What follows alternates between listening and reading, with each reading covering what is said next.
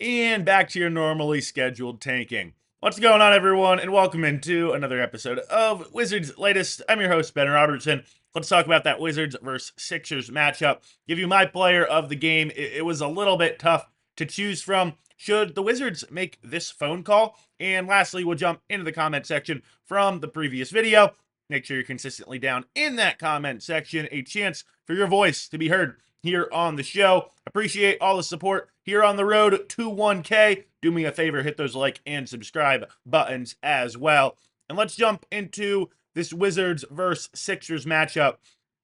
121-102, the final score. The Wizards with a little bit of momentum off back-to-back home wins. That home winning streak still intact, but it back down to earth a little bit against the Sixers, and a lot of people saying this was a scheduled tank when they took a look at the injury report from last night. We'll get into that a little bit as well, but really, I mean, the first quarter was all right. I guess that's maybe my most positive takeaway. It seemed like, down three going into the second, it seemed like maybe late first quarter, early second, Tyrese Maxey kind of realized there's not a guard on the other side that can stop me, and he went off 35 points, his total from the game.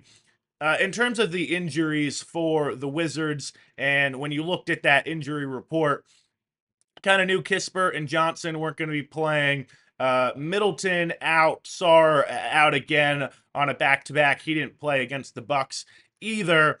For Middleton, he was the one that kind of cracked me up. I don't know if this is a normal thing that's listed on injury reports, but it said right knee injury management, which I don't know. I just thought that was kind of funny. The management seemed like it was kind of just admit on the injury report. Yeah, it's just a rest day for Chris, but we can't really put that down there. Hoping to see Sarr again, obviously. Appreciate the caution with him. Of course, 7-footers throughout NBA history, long line of injury history there, but I just enjoy seeing him play. The Wizards' clear best player throughout this year so far, and want to see him on the court as much as possible. The injury that's a little weird to me, and this isn't directly related to last night's game, but the Trey Johnson one and situation is a little bit strange to me because officially he's listed as not having a timetable for return. I know Brian Keefe said it's probably just going to be a couple of weeks, but my concern here is this dates back to his time at Texas. It sounds like this was something he dealt with there, and it seems like now pretty quickly into his NBA career, it's slowing him down, and we've kind of all it seemed like it was a little bit of a dip in terms of the Trey Johnson focus with the Wizards offense after the early portions of the season. We were kind of all wondering what's going on here. And then it felt like the explanation was, okay, he's just hurt. So that's why, we've seen a little bit of a struggle, or maybe just not as much of Trey. Again, I just think that's something to monitor moving forward. Maybe just the team being cautious, likely, and hope that too, and appreciate that again in the same regard as Alex Sarr. But now that this is hampering him early in the NBA career, early in the rookie season, and it's something that, carries over from college, his hip flexor deal, it is a little bit of a worry for me with Trey because, again, when we've seen him on the court, it seems like feeling healthy. He's looked really good. Let's talk player of the game from the Sixers matchup. A little bit tough to choose from when the leading scorer in Tristan Vukcevic is also minus 28 in the box plus minus from last night. I'll go Will Riley, an efficient 5 of 6 from the floor, hit a couple threes as well from outside. I know I'm not the only Wizards fan hoping and asking for a little bit more of Will Riley. Can we keep my guy out of the G League? And with Bub Carrington really struggling at the point guard spot, being given that opportunity here this year, and I know a big portion of the fan base is saying, hey, let's not, write off Bub quite yet. 20 games into year two. And I agree with that. Again, it's not a huge sample size, but it's been an ugly 20 games, and it does leave the door open for another young player to maybe earn that role. And I wouldn't mind seeing Will Riley, who stated he's most comfortable playing the one or the two. I wouldn't mind seeing him get some more opportunities. Now, we're talking about the point guard situation, and I talk about a couple of young prospects there. Here's, of course, a much older player in the league, in Chris Paul. And you probably heard the news this morning, but unceremoniously kind of being dumped off that Clippers roster. And my question for you is: should the Wizards make a call here? Of course, Chris, one-time Wizard player, briefly over the offseason, a couple of years ago. And you imagine immediately, if he is moving on from the Clippers, probably wants to do a bit of ring chasing if he's not going to be there in LA, probably wants to get to a contender.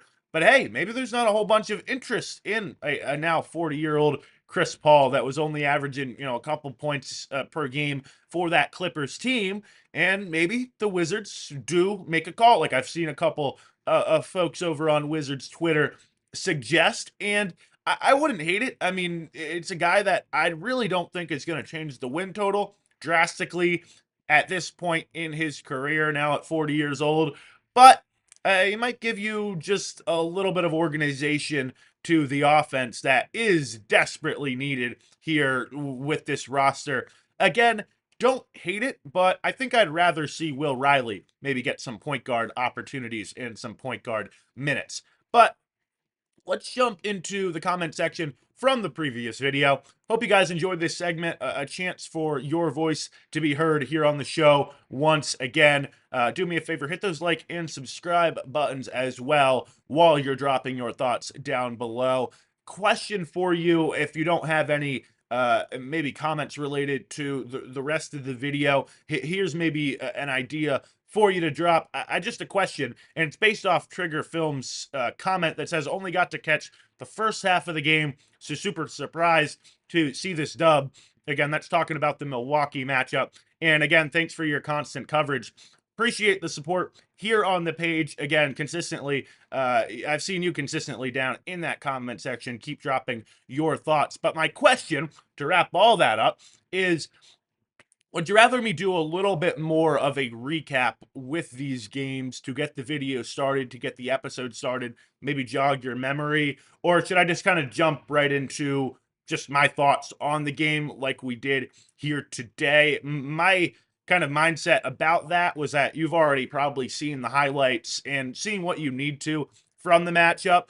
But let me know if I'm maybe thinking incorrectly there and you'd like me to give maybe just a little bit quick, recap summary of the game. Appreciate Baltimore Get Up consistently being down in that comment section as well. Keep dropping your thoughts. He says, thanks for the shout out. Go Wizards.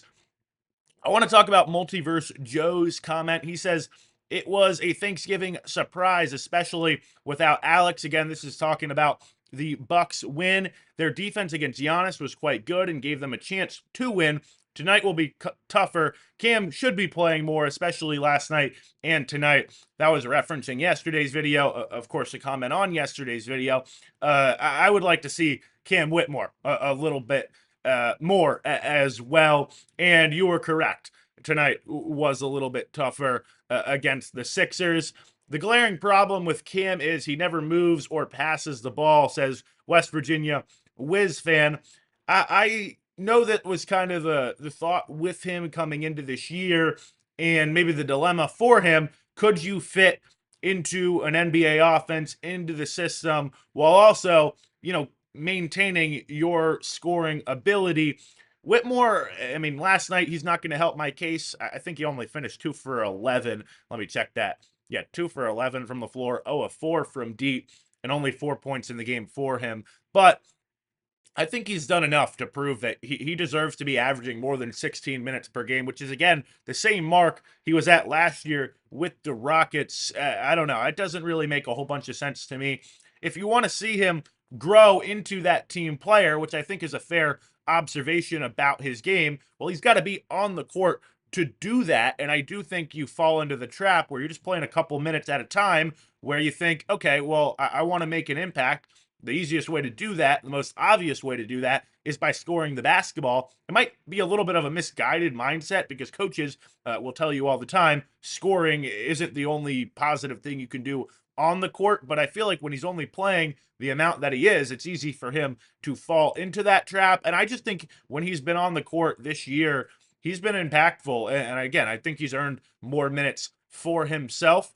Last comment today, kind of a funny one. Robert Walker 2202 says that's the type of the game that will get coaches, in parentheses, Doc Rivers, fired. My MVP is Marvin Bagley III. He played a great game. Bagley has been really a bright spot, I would say, as the number 2 big man for the Wizards here this year. Giving rest to Alex Sarr and then starting when Alex is out of the lineup. And he's going to be a player, I think, on tomorrow's episode.